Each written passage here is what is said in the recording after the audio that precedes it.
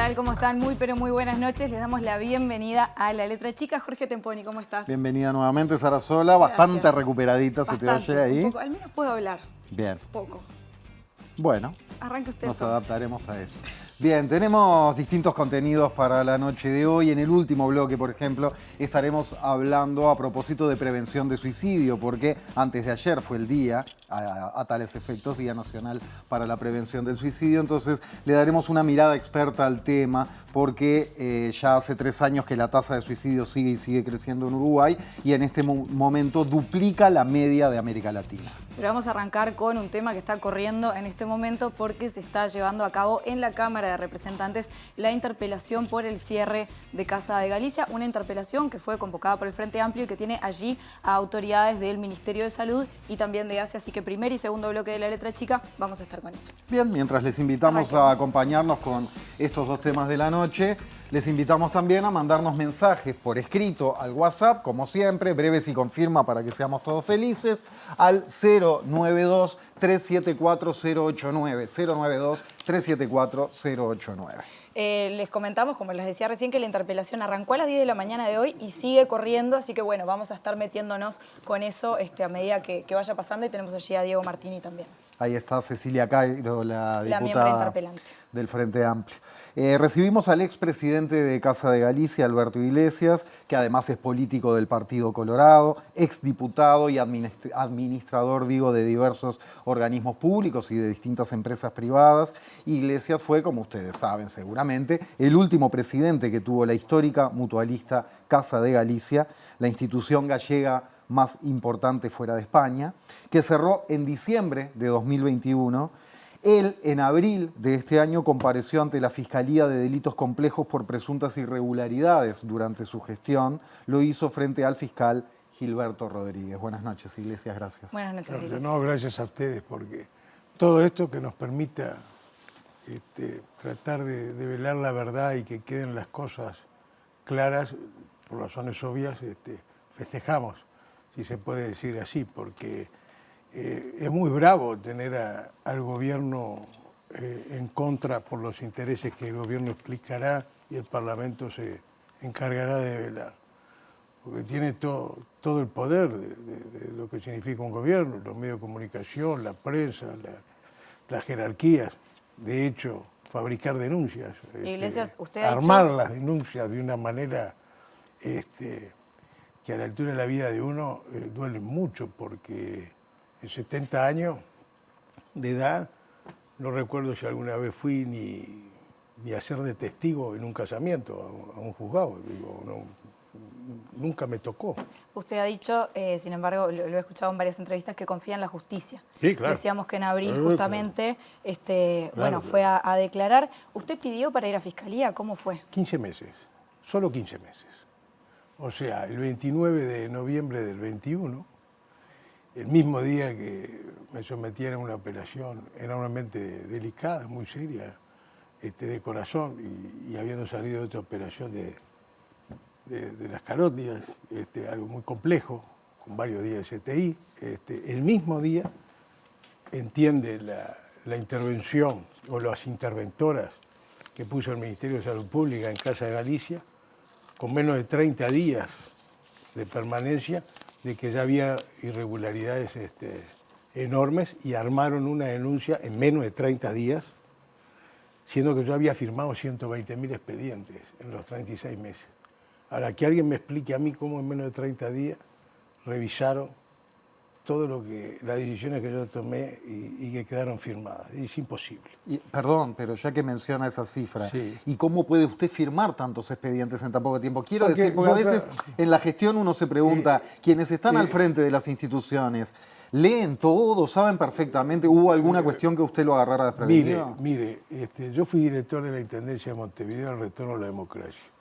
Me iba a la Intendencia entre las 11 y las 12 de la noche. Nunca dejaba un expediente para el otro día. Los expedientes que entraban el día tenían que irse. ¿Trabajó con Aquiles Lanza? Sí, claro. Ingresé allí y después me tocó Elizalde porque Lanza falleció. Claro. Y cuando vino mi homónimo, Iglesias Álvarez, preferí dar un paso al costado porque no me llevaba bien con él. Entonces íbamos a terminar mal, así que le dije a Pacheco, me voy de este cargo. Y así fue. Pero después me tocó la Dirección Nacional de Industria y apliqué exactamente mi receta. Mi receta era que no quedase ningún expediente. De 3 meses que demoraban los expedientes bajé a 72 horas la eficiencia de la Dirección de Industria. Fui el único director de industria de la historia del país que se fue homenajeado por la Cámara de Industria cuando dejó el cargo. Y eso que fui el negociador del Mercosur, que no fue fácil, porque algunas empresas pagaron un costo muy caro, no podían seguir Mercosur mediante. Lo que le quiero señalar, que cuando fui diputado actué, y cuando estuve de presidente del Banco de Seguros del Estado también, y en todas mis empresas privadas actué así, no hay novedad en eso. Si usted trabaja, pero somos gallegos, nosotros estamos acostumbrados. Primero no miramos reloj, jamás. Y los sábados y los domingos para nosotros es un día más. O sea, no, nosotros cuando ocupamos una tarea, la que sea, en la actividad pública o privada, somos full time.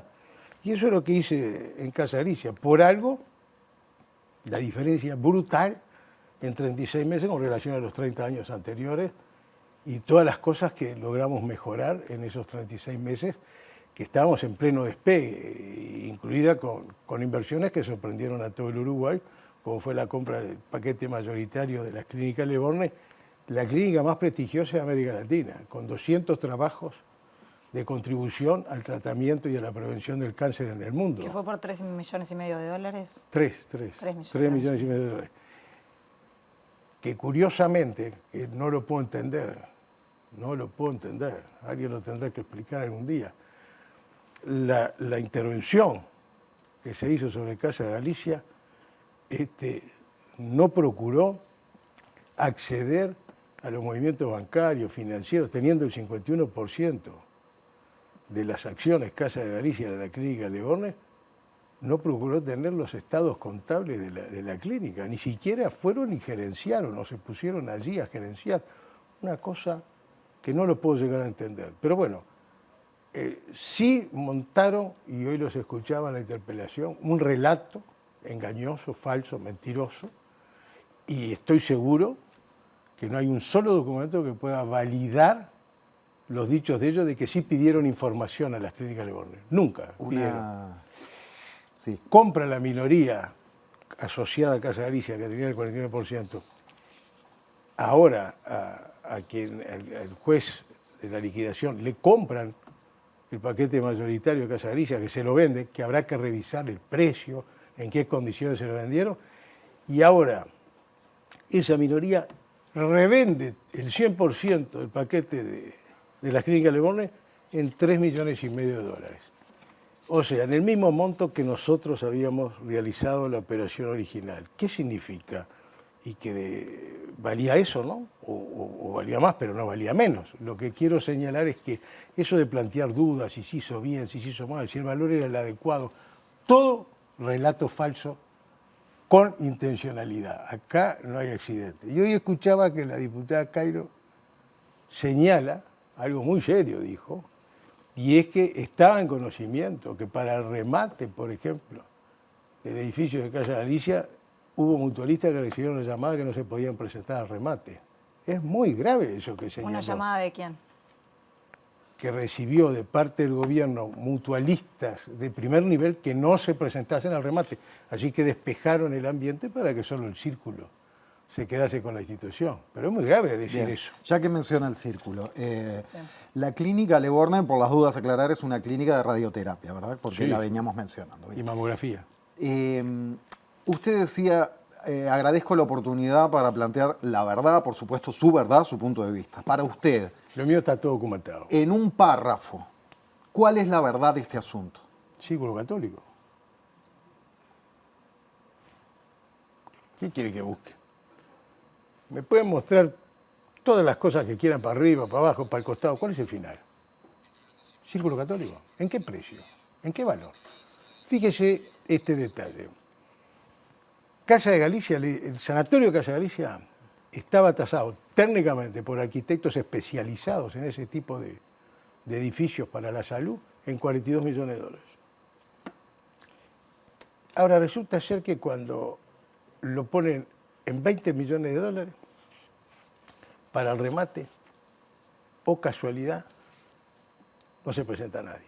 Lo que dije antes que señaló la diputada Cairo. No se presenta nadie, no porque fue un accidente. Parece que se movieron para que no se presentase nadie. ¿Para qué? Para abatir el precio. Se termina rematando con una base de 12 millones y algo, que termina en 15 millones, 15.400 creo que fue. Y con el contenido. Los 42 millones era solo el edificio de tasación. ¿Tiene una estimación del valor de lo de adentro? El 50% de ese valor. 21 más. Alrededor de 6-7 millones de dólares tenía de contenido el Sanatorio de Casa de Galicia con equipamiento de última generación que adquirimos nosotros. Entonces, ¿a qué voy? No es que lo regalaron, lo recontra regalaron. ¿Cómo todo eso, si usted le saca el contenido, va a valer 7 millones de dólares? Donde de tierra solamente tiene 8.000 metros cuadrados, entre la parte de adelante y la parte de atrás, que eso le da un valor único en la zona, no hay un predio de esa naturaleza. Lo que le quiero señalar es que ha sido algo que el tiempo va a demostrar que no fue un accidente y que no hay casualidades, acá hay causalidad y no es un accidente tampoco que las jerarquías, tanto el ministro como el presidente de ACE, tuviesen vínculo directo con el Círculo Católico, como así también que era presidente de la JUNASA, que el propio ministro Salinas el 23 de abril del 20, cuando lo voy a ver a su escritorio, la única vez que hablamos en su escritorio los dos a solas, me señala de que González Machado tiene una visión tremendamente crítica hacia Casa Galicia, que no creía en Casa Galicia. Y digo, ¿y quién es? ¿No está en grado de dependencia? Digo, yo al doctor ese no lo conozco, pero él no está en grado de dependencia a vos. A mí me importa lo que me diga vos, no lo que diga él. No, pero andá y hablarle, tratá de convencerlo. No entendí nada.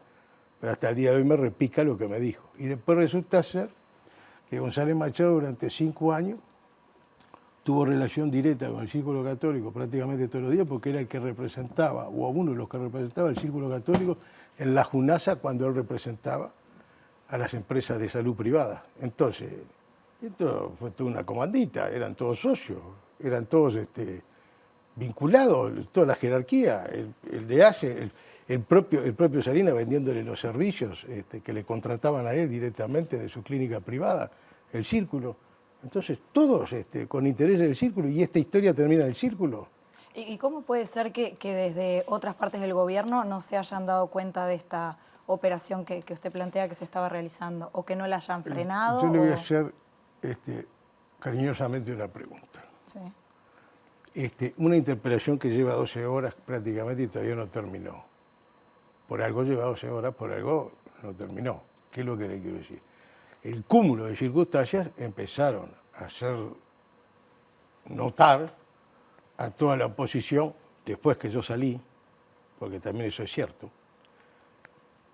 desde que salí, porque ojo que el 29 de noviembre del 21 me denunciaron, pero yo estaba operado y casi me muero 3 veces durante la operación. Lo que quiero decir es que mi recuperación llevó unos meses también, fue difícil para mí.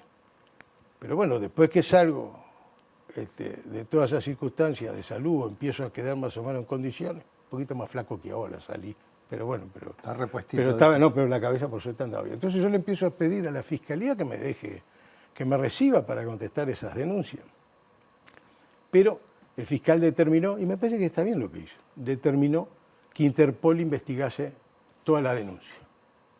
Entonces eso llevó un montón de meses, porque Interpol citaba a testigos y a gente que estaba mencionada alrededor de la denuncia, hasta que hizo un informe, pasándole ese informe al fiscal, desestimando de las 12 denuncias como 8, que no había mérito y no había la gravedad que se decía cuando se hizo la denuncia. Entonces, cuando recién el fiscal tuvo, vamos a decir, los elementos despejados y mucho más claros, ahí me cita 15 meses para poder defender mi honor. 15 meses. Y en silencio, porque hasta que no voy a declarar, hasta que no me reciben la declaración, ¿de qué puedo hablar? Y después que voy,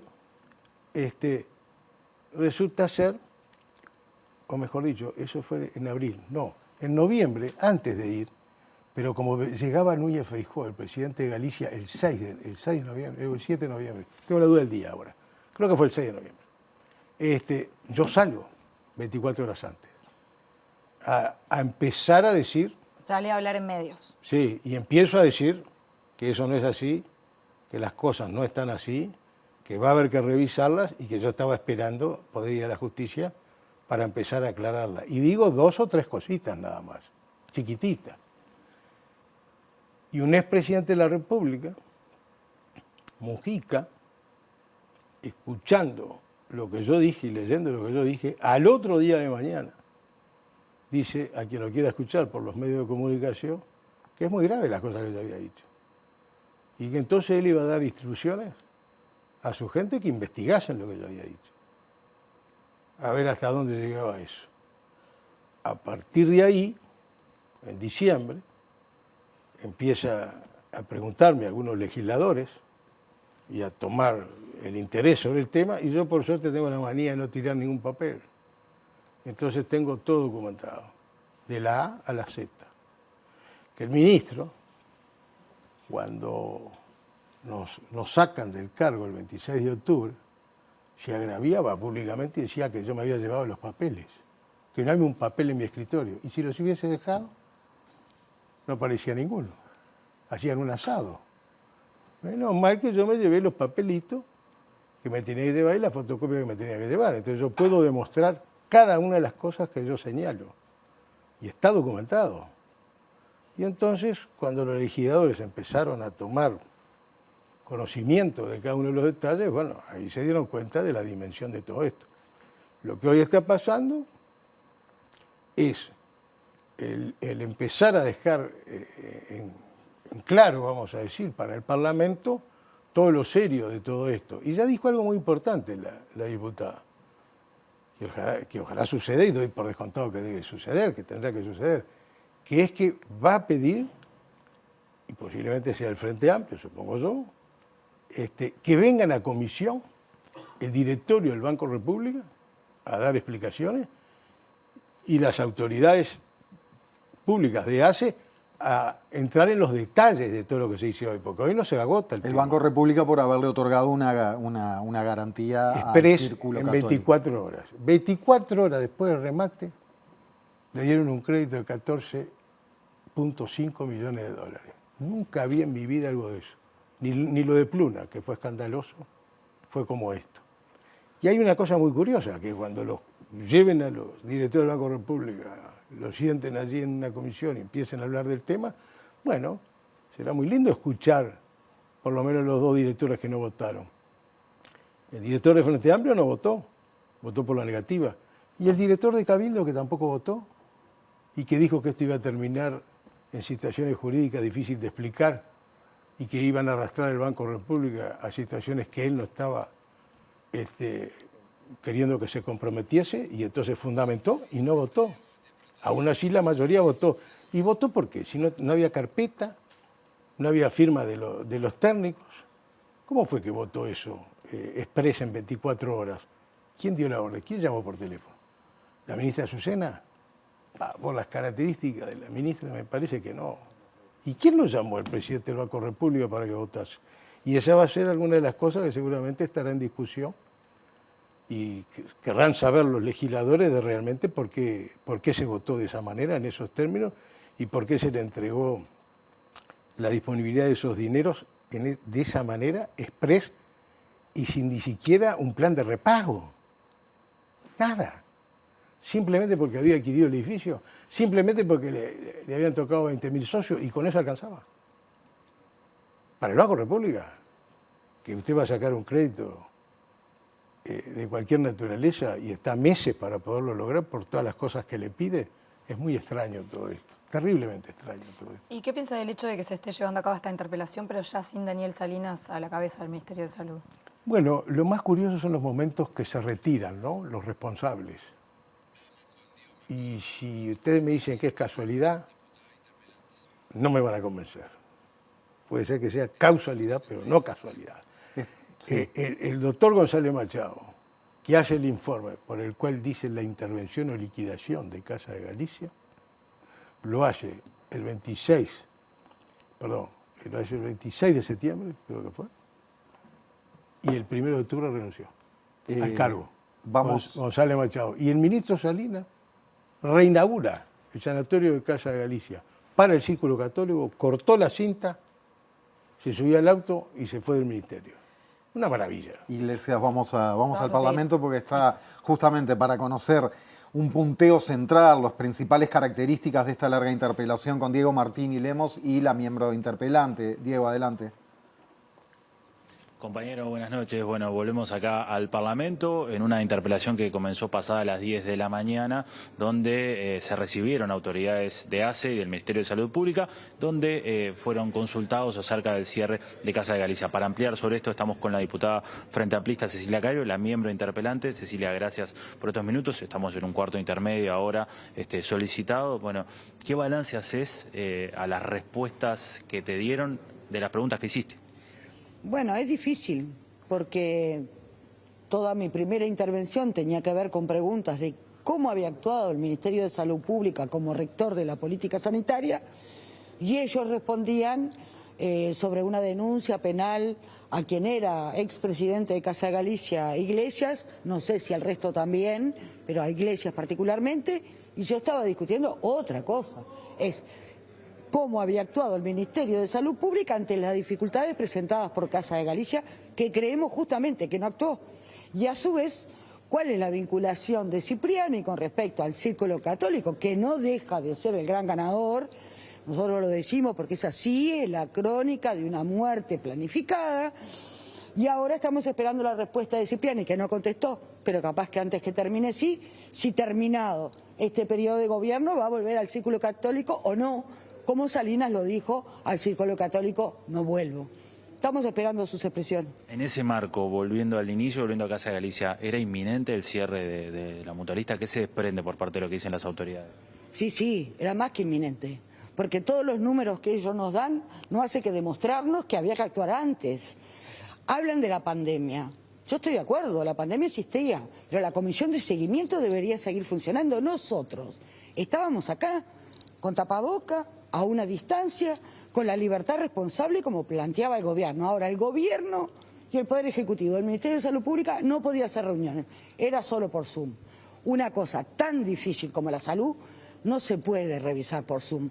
Tiene que haber contactos presenciales que permiten, ante la gravedad, resolverlos.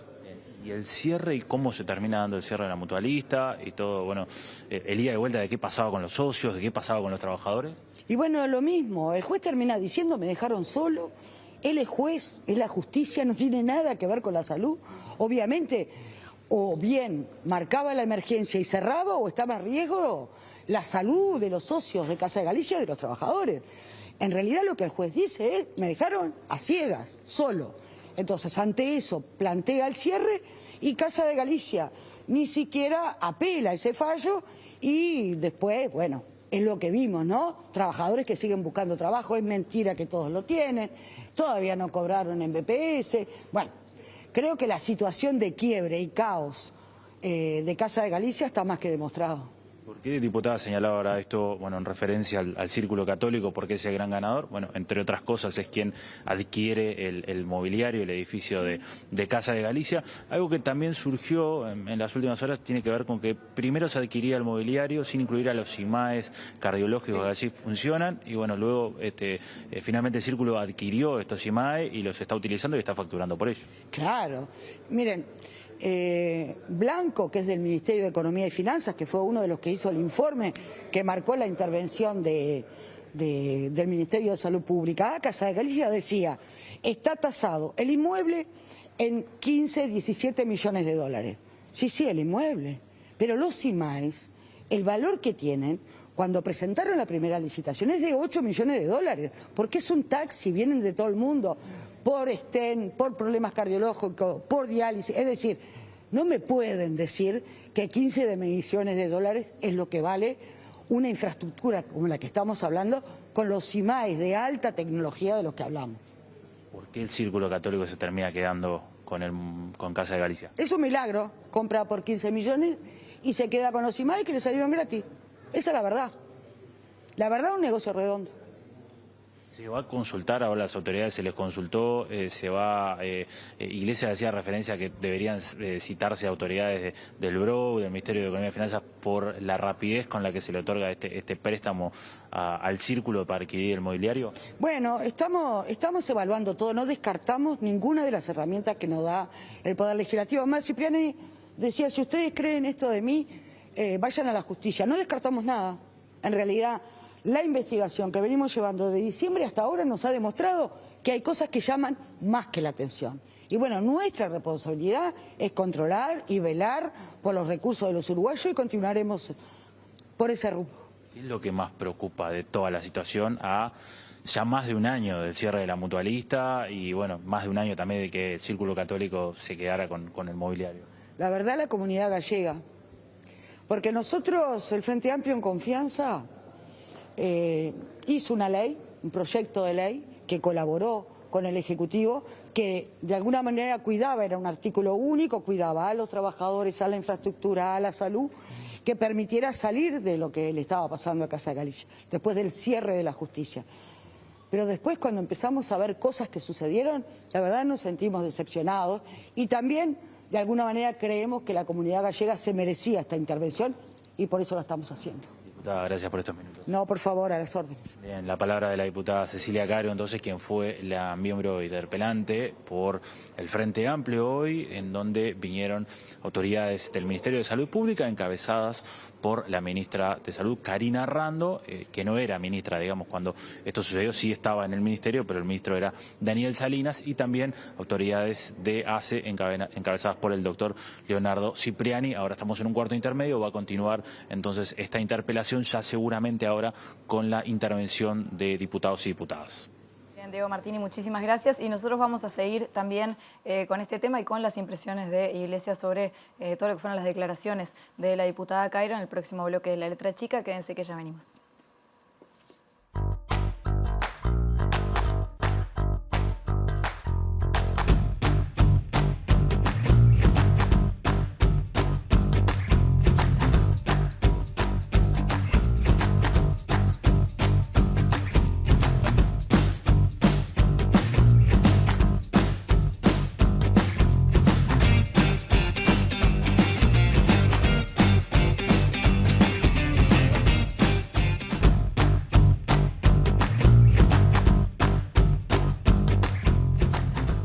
Las 9:30 pasadas de la noche ya en Montevideo, capital de la República Oriental del Uruguay. Esto es La Letra Chica en vivo. Seguimos con Alberto Iglesias, quien fuera el último presidente de la Mutualista Casa de Galicia. Quedó planteado el tema. Iglesias, antes de ir a la pausa, hablaba Diego Martini en vivo con Cecilia Cairo, la miembro interpelante. Decía un montón de cosas en la línea o emparentadas con lo que estaba planteando usted, pero una fundamentalmente que no, que es que decía que económicamente era inminente el desplome de Casa de Galicia. Pero yo estoy seguro que la diputada lo señalaba porque el propio ministerio nos trancaba los propios expedientes y las propias oportunidades de generación de recursos. ¿Cómo es eso? Claro. Nosotros en abril del 21, después de varios meses, y una negativa del Banco República de acompañarnos, vamos a decir, para terminar las inversiones de modernización y poder facturar genuinamente mucho dinero más por mes que nos nivelaba totalmente y nos ponía ya en condiciones de empezar a tener ganancias. Después de muchos meses, el Banco Santander en abril del 21 nos da el ok a un crédito de $12 millones a 12 años con 2 años de gracia. Y en un interés que para nosotros era razonable, porque es un interés bancario que nos alejaba de la posibilidad de tener que seguir pagando lo que yo heredé, que era préstamos de privados. Y curiosamente, quiero que el ministro se pronuncie al respecto. El ministro me dice en un primer momento que sí, que va a apoyar, que nos va a dejar acceder a ese crédito. Por lo tanto, eso significó que nosotros ya, contando que eso iba a ser un ingreso que iba a entrar, tomamos decisiones en base a eso. de señar equipos en España para los quirófanos nuevos que teníamos que remodelar. Señamos también, menos mal que no firmamos contrato con multa ni nada por el estilo, equipamiento en Estados Unidos. O sea, empezamos a tomar decisiones porque son decisiones que después llevan meses que se puedan concretar. No son cosas que están en el supermercado, en una estantería, son cosas que llevan todo un proceso. Y nos presentamos en el mes de junio formalmente ante el Ministerio de Economía a solicitar que se nos permitiese acceder a eso porque nos llevaban de boca y no bajaba a la cancha la pelota. Entonces, ¿acceder a qué, perdón? a que nos permitiesen tomar el crédito ya otorgado por el Banco Santander. Porque eso lo tiene que autorizar. Claro, ¿por qué? Porque hay en el tema de la salud funciona el esquema de las garantías, para las mutualistas, de lo que las mutualistas tienen como ingreso. Entonces, ¿cómo es el mecanismo? Para poder acceder hacia un crédito privado, por ejemplo, o mismo de un privado, el que sea. Uno, cuando tiene el ok, vamos a decir, del ministro, uno toma el crédito y si alguna cuota uno no paga, ya está establecido que la retiene de los dineros a cobrar el propio ministerio, que le comunica al BPS, y es el BPS el que retiene, vamos a decir, y la cobra justamente al que uno le tenía que pagar, o sea que es la certeza de que uno va a honrar sus compromisos. En el caso nuestro no teníamos ningún problema en ese sentido porque sabíamos que lo podíamos pagar porque los propios contratos que teníamos de la propia modernización, generando la modernización, porque ya teníamos contratos, un solo contrato que teníamos con la propia clínica Leborne para que un piso se dedicase, que en Uruguay no hay, exclusivamente a todo el tema oncológico, con un quirófano especializado exclusivamente para la oncología, eso nos representaba solo de alquiler $1 millón por año. Es solo el alquiler. Después los insumos y todo lo que gastase día por día según los pacientes que estuviese enfermos y los servicios adicionales que hay que darle. Lo que quiero señalar es que había toda una cadena demostrada, ¿no? Y vuelvo a repetir, con contratos. Todo eso nos presentamos a Economía el 24 de junio. Economía a las 72 horas le pasa el expediente a la Junta Nacional de Salud, el doctor González Machado, y ahí la Junta Nacional de Salud le da a los veedores que fueron contratados por el Ministerio de Salud Pública y por la Junta Nacional de Salud, por González Machado y por Salinas, y seleccionados por ellos, el doctor Fraschini, quien fue ministro en su momento, y el contador Pereira, que fue contador del Círculo Católico por más de 20 años. Bueno, los seleccionan ellos, los contratan ellos, y le dicen que revisen todos los temas de Casa de Galicia desde el punto de vista de aplicación de los dineros del fideicomiso anterior. Vale decir, si hubo desviaciones o no hubo desviaciones con los dineros que ingresaron el 30 de diciembre del 19.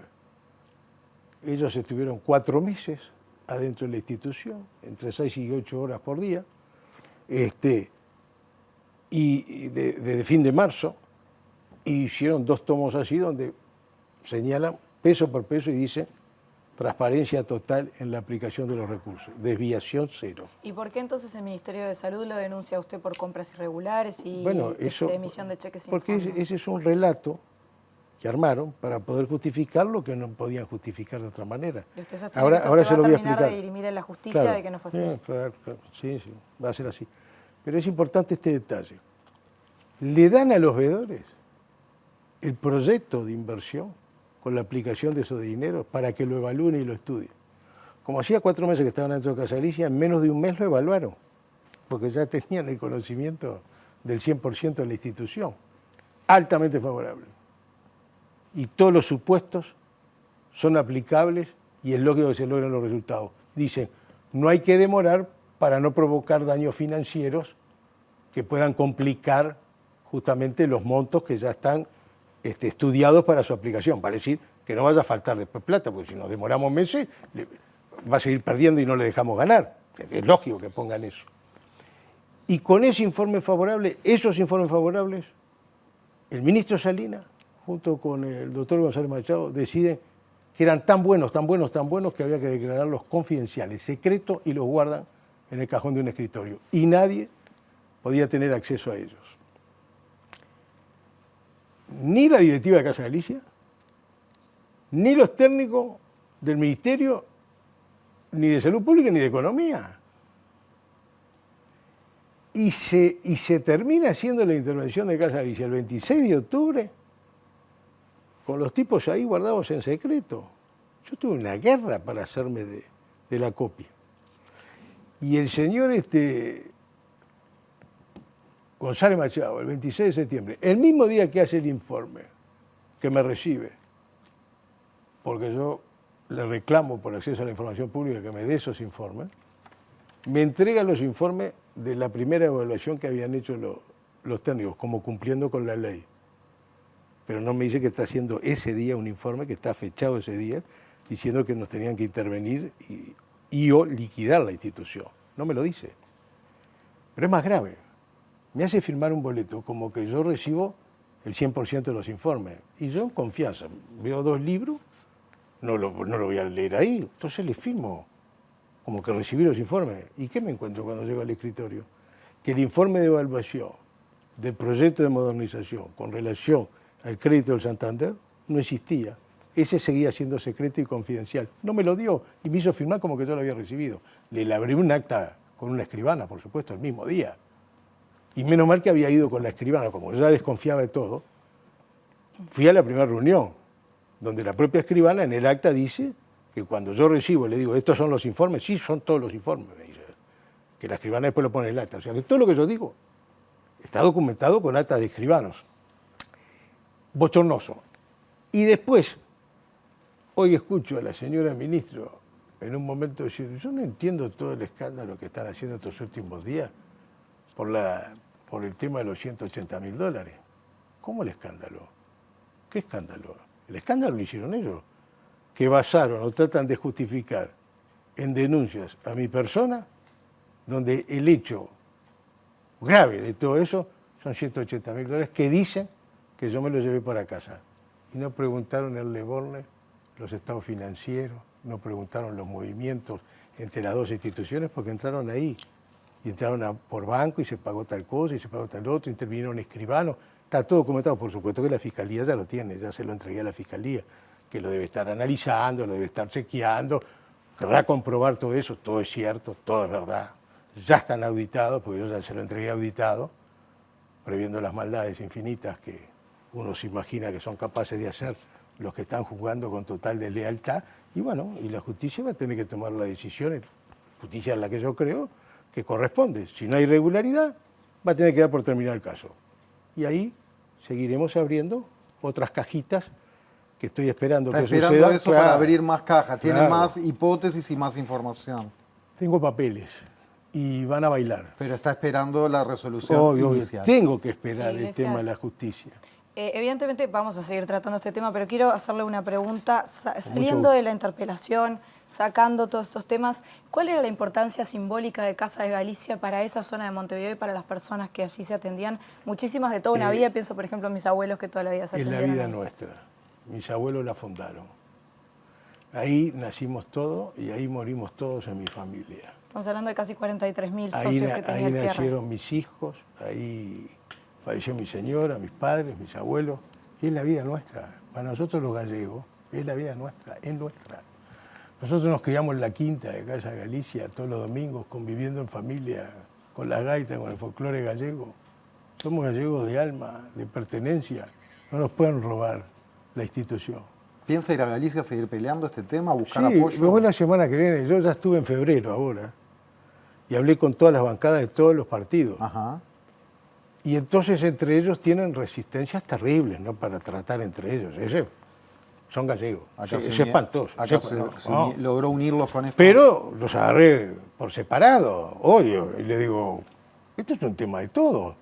En Casa de Galicia, los socios, había de todo. Algunos te votan a vos, y otros votan a aquel, y otros votan a aquel.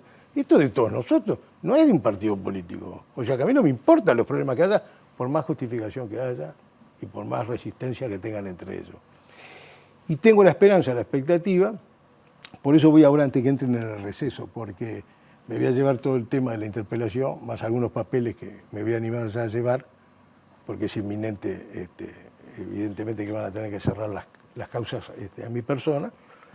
¿Por qué? Porque quiero que lo estudien durante todo el mes de agosto, que salen de vacaciones ellos, en el receso parlamentario anual. Linda lectura para la playa. Claro. Que se vayan con las carpetitas. Claro, y que vayan mirando las grabaciones, ¿no? Comiendo un asadito, una cosa. Y el 1 de septiembre, cuando regresen y comience la normalidad allá en el Parlamento, en la Comisión 1, que es la comisión donde se ingresan los temas políticos del Parlamento, tiene que estar el tema sanatorio de Casa de Galicia, Uruguay. Único sanatorio de salud en el mundo fuera de Galicia. Único. Única pieza. La institución más importante de los gallegos en el exterior era Casa de Galicia, porque era la que nucleaba la mayor cantidad de socios gallegos. No hay ninguna institución gallega en el mundo de toda la diáspora de los gallegos que tuviese 40 y pico mil socios. No todos gallegos, pero 20.000 somos. Y no hay ninguna institución con 20.000 socios gallegos en el mundo, en ninguna parte del mundo. Ni en Argentina, que hay algo así como 160 y pico de miles de gallegos, con documentos gallegos, ni siquiera tienen una institución que nuclee 10.000 o 20.000. Gracias, Iglesias. A Iglesias, ustedes. muchas gracias, estaremos hablando, entonces capaz que este tema toma notoriedad internacional. Cuando se abran más cajas, como decía Iglesias. Bueno, más cajas temáticas abrimos a la vuelta de una breve pausa, no se vayan. Venimos.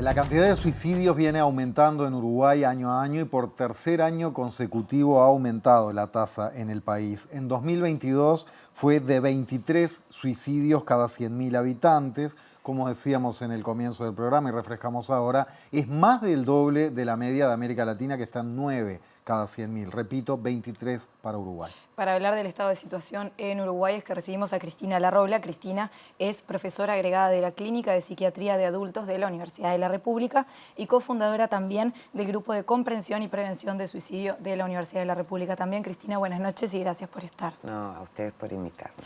Cristina, ¿por qué es un tema que nos cuesta el suicidio? Porque toca la muerte y a todos nos interpela el tema.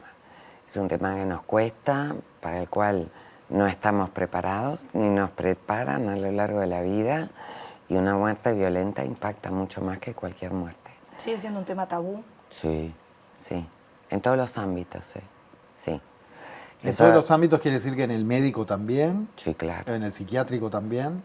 En Porque el- decir tabú y ciencia suena un poco fuerte la combinación. No, a ver, en el psiquiátrico yo te diría que de repente no tanto, pero en el médico general sí. ¿Por qué? Porque el médico está preparado para salvar una vida y combatir contra la muerte. Un paciente que tiene ideas suicidas o que tiene intención de suicidarse es un paciente que no está queriendo vivir más o por el momento está teniendo ideas que están menos cerca de la vida y más cerca de la muerte. ¿Se entiende? Entonces, eso de alguna manera y en algún lugar le genera conflicto al personal médico. Y no estoy refiriéndome solo a los médicos. El personal de la salud en general, enfermeros, enfermeras, personal administrativo, el que te recibe en la puerta de emergencia, ¿se entiende? El personal de la salud en general. Los médicos, este tema formativo, el juramento hipocrático que hacen, digo, hay una carga profesional, social, que creo que les pesa mucho más. Y los atraviesa también el prejuicio, porque son seres humanos. ¿Qué prejuicio? ¿Cuáles son los principales prejuicios vinculados al suicidio? La ideación suicida y quién se suicidó está muy vinculado erróneamente a la locura. Y con la locura somos prejuiciosos. por algo nos cuesta tanto abordar la salud mental en general. Y el tema del suicidio está dentro de la problemática de la salud mental.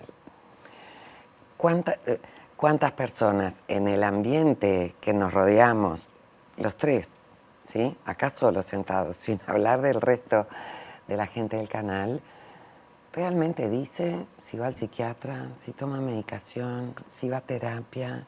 ¿Por qué hay un prejuicio sobre eso? Porque si lo decís, siempre va a haber alguien que diga, ah, ¿viste que fulano va al psiquiatra, está tomando pastillas, se está haciendo terapia? Ese peso cultural nos atraviesa a todos. ¿Se está alivianando un poco en los últimos tiempos o es una sensación mía? Yo creo que hay algo de una sensación subjetiva. Se está pudiendo mencionar más el tema. Yo siento que se habla más. Está ganando más espacio en los medios, en la gente. Las palabras salud mental están sonando más. Eso no significa que lo estemos abordando y que nos estemos dedicando como nos tendríamos que dedicar, ¿sí? Hubo anuncios claros de que iba a haber un mayor presupuesto destinado a salud mental y consumo de sustancias. Yo he escuchado mucha campaña en relación al consumo de sustancias. La Junta Nacional de Drogas ha sacado en radio, televisión, no así campaña publicitaria en relación a salud mental, ¿sí? Y en ese sentido, Cristina, ¿qué tan eficiente puede ser una campaña si después la persona cuando intenta acceder, por ejemplo, a una hora con un psiquiatra o a una psicoterapia, quizás le dan hora con el psiquiatra para dentro de un tiempo, o quizás el acceso a la psicoterapia termina siendo algo que hay que pagar uno de su bolsillo y es algo que es carísimo? Todos los temas están muy vinculados y en el anuncio que hubo de una apuesta a mayores recursos en el tema de salud mental, en los anuncios que hubieron, hay una quita en la prestación, una mayor facilidad de acceso a medicación, de todas maneras muy restringido al ámbito sanitario.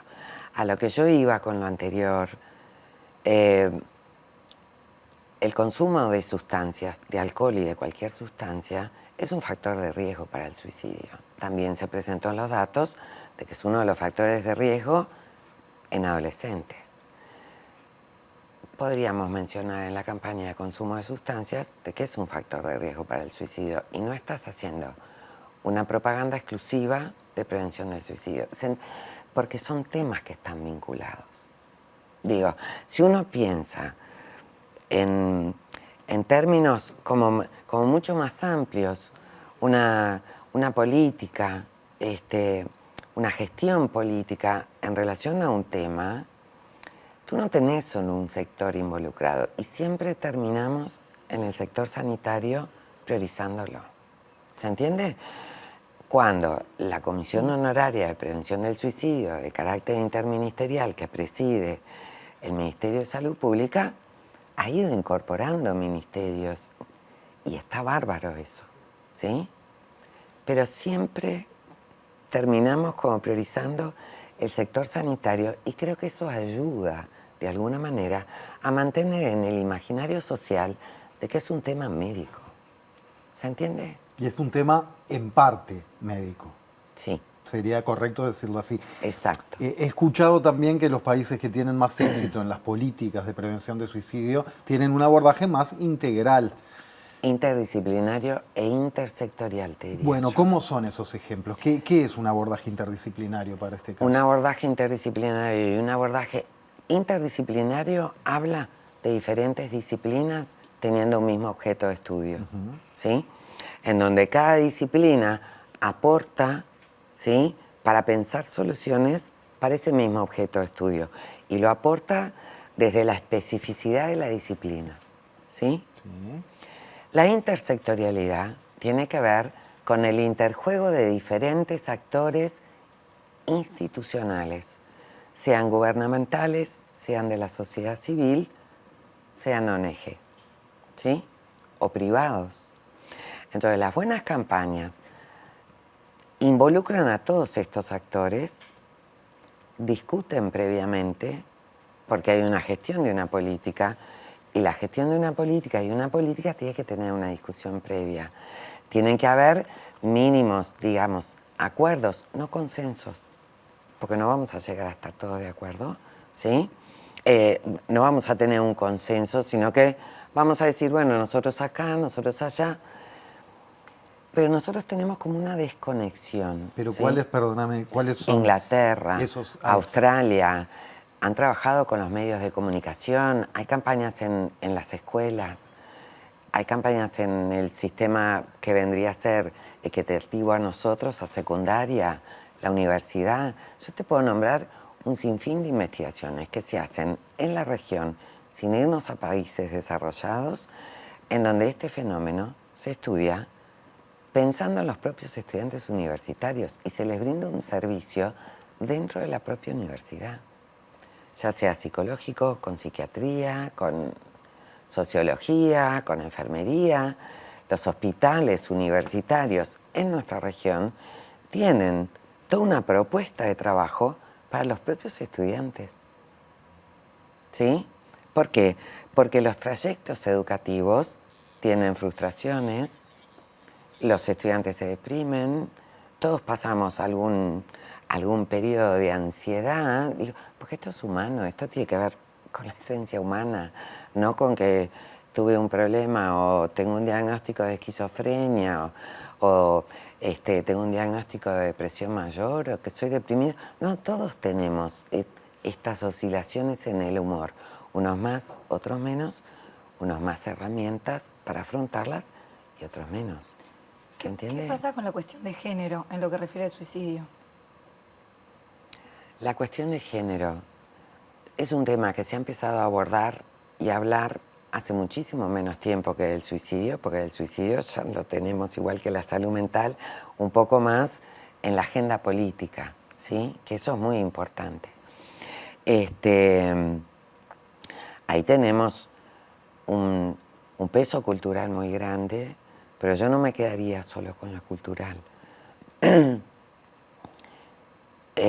Tiene mucho que ver con la educación, y no la educación dentro de los sistemas de procesos de enseñanza-aprendizaje institucionales, con la educación familiar, con los modelos que nosotros tenemos de referencia, con aquellos que nosotros nos enseñaron a regularnos emocionalmente, aquellos que nos enseñaron desde chiquitos, hasta antes de ir a la escuela, de que si yo hago una pataleta, tengo rabia, enojo, ira por algo, bueno, alguien que a mí me enseñe hasta dónde yo puedo, hasta dónde no, que me va marcando límites.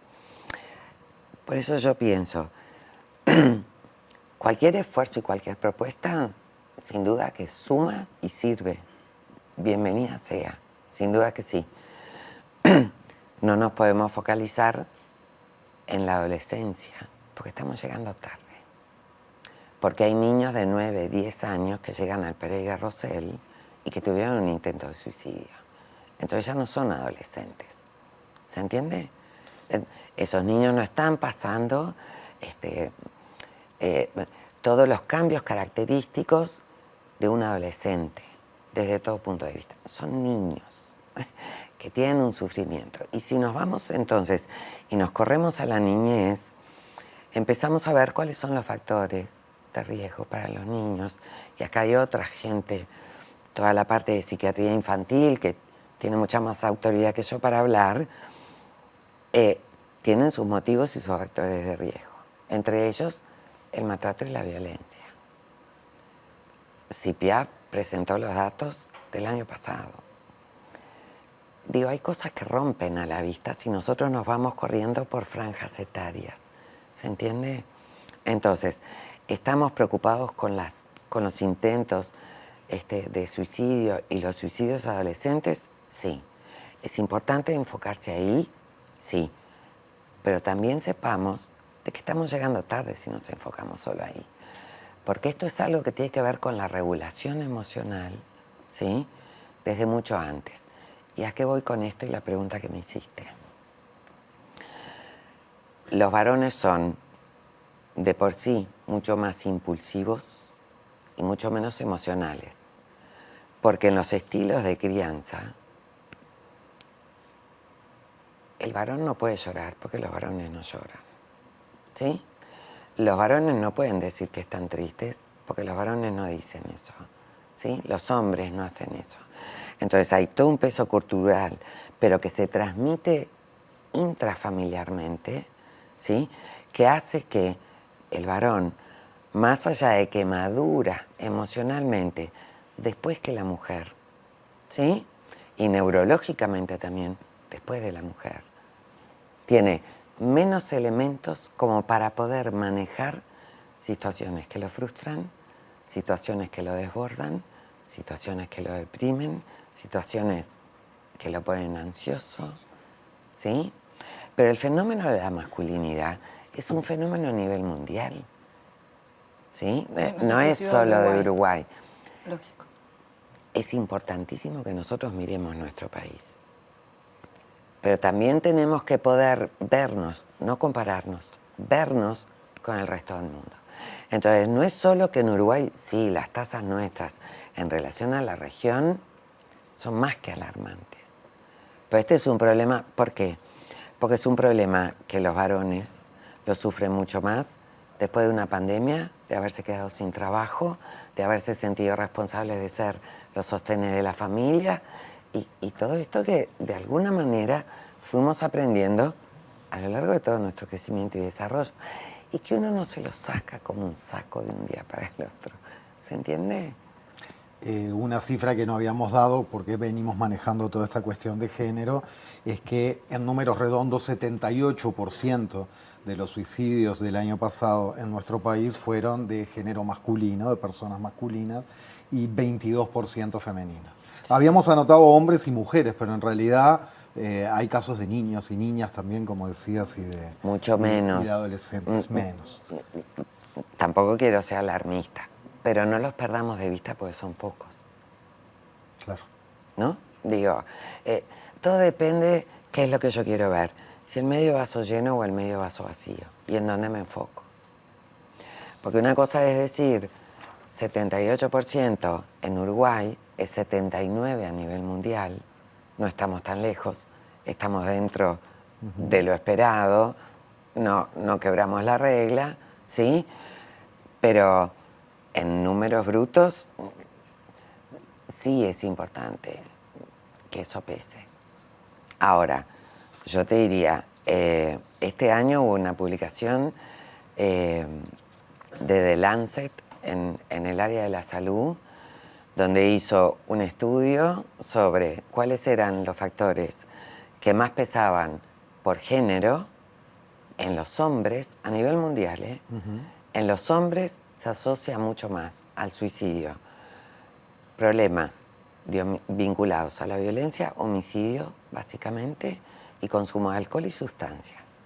En mujeres, la diferencia educativa, el retraso educativo.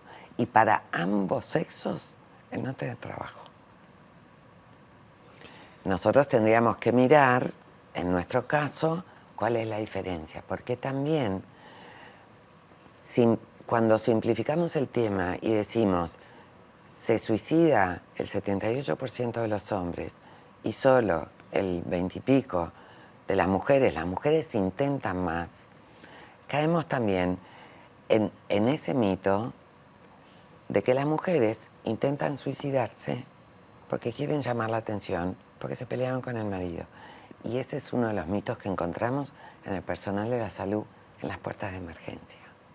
Doctora Cristina Larroula, gracias por este rato. No, y por supuesto que a también ustedes. nos reencontramos en cualquier momento para seguir. ¿Cómo no? ¿Cómo no? Muy bien, solo una aclaración que quiero hacer, que cuando dije que son carísimos los aranceles de la psicoterapia, digo, porque no lo digo porque psicólogos y psicólogas... No lo valgan. Claro, o sea, lo que pasa es que para la mayoría de la población es muy difícil muchas veces acceder a una psicoterapia, que ojalá fuera una política pública que realmente permitiera el acceso a todas y todas las personas que así lo necesitan, porque además, no sé, a mí me ha resultado algo... Y no es lo mismo pagarte una psicoterapia particular que los 6 meses que te cubre la mutualista. Totalmente. Y entonces ahí también tenemos diferencias, ¿no? Es verdad. ¿A qué calidad de asistencia tú puedes acceder de acuerdo a tu poder adquisitivo. Exacto, al final termina siendo una cuestión de privilegio. En parte sí. En parte sí. Sí. Gracias, Cristina. No, a ustedes. Se viene Sobre Ciencia a la pantalla de TV Ciudad. Este programa, La Letra Chica, vuelve en vivo el lunes a las 21. Gracias. Chao, gracias por estar.